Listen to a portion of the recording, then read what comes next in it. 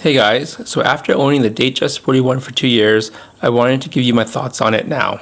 My opinions of the watch hasn't changed too much, but I just wanted to highlight some things that has changed. I will add a link to the description if you're interested in the original video. So first off, the Jubilee Bracelet. I absolutely love the Jubilee Bracelet. I originally wanted the Oyster Bracelet, but glad I picked the Jubilee. It's as solid as the day I got it. Over the years, it's picked up a ton of scratches, but from the design of it, you can't see them at all. I know if I had the Oyster Bracelet, things would be different. There'd be scratches everywhere. And the clasp, it's still solid. I was expecting the clasp to become easier to open from all the use, but it's just basically the same as day one. Still requires a good amount of force to open.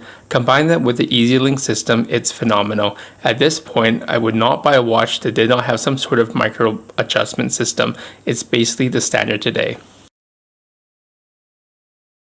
And over to the white dial. When first selecting this variant, I thought maybe after a couple years the white dial could get pretty boring, but it hasn't been the case. It's such a versatile color. I could be wrong here, but I think the white dials have gotten a lot more popular over the last couple of years. When I bought this watch, the in-demand dials were the blue followed by the rhodium, but from reading people's opinions online, it seems white has taken up second place behind blue. Of course, this is just an observation and I could be completely off.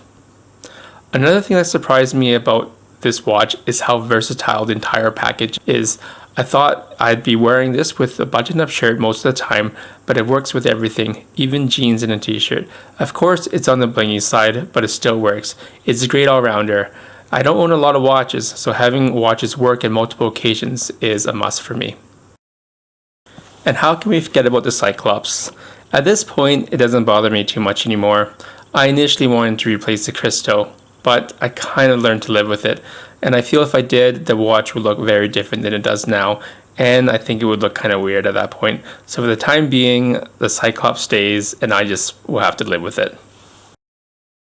And finally, the elephant in the room. So how is the new 32-35 movement?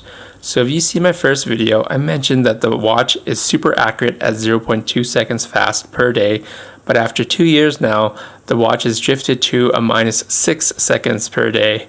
Turns out many 32-35 owners are reporting the same slowdown in accuracy, and it's been pretty well documented on watch forums.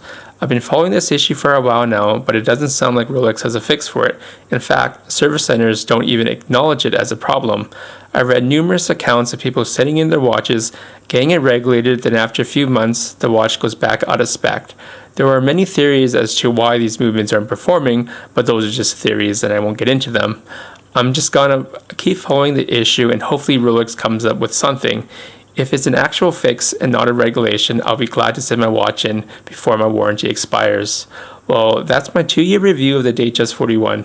Still love the watch, but the whole slowing down movement thing has kind of annoyed me. But what can you really do at this point but wait?